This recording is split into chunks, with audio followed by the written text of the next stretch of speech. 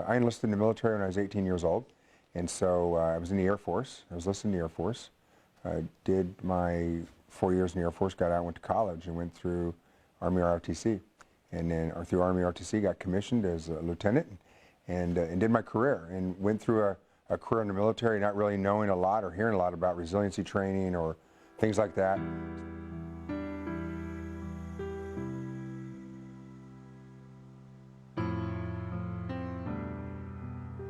A month before I was officially diagnosed, I was coughing up blood, I was sick, I was losing weight, and I kept going back to the doctor saying, something's wrong, something's wrong.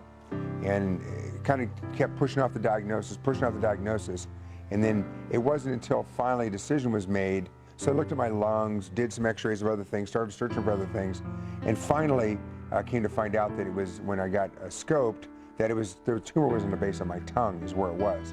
About 6 months after that, I was selected to go to the resiliency training, which was perfect timing, because right after I went to that, I had a follow-up PET scan.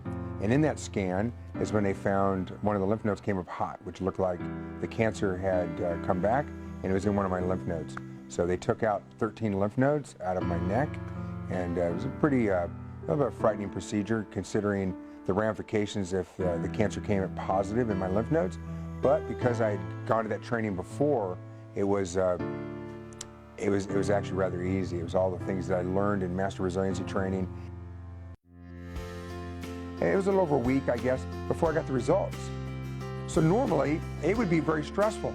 I wasn't worried at all because I had this book and I was going through it and I was doing each one of the pieces. I had the spiritual side, and I had a place where I would go pray, and I had a place where I had meditation. I did yoga. I had quietness. I had stillness.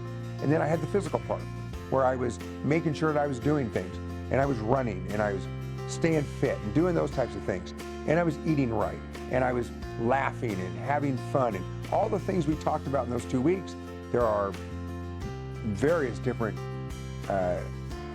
ways that we all have to deal with problems in our life, but MRT is really a blueprint to deal with all those, and it really is.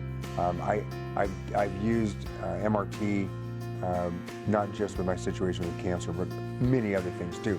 I think that MRT has ultimately given me the skills to achieve absolute total success and happiness for the rest of my life.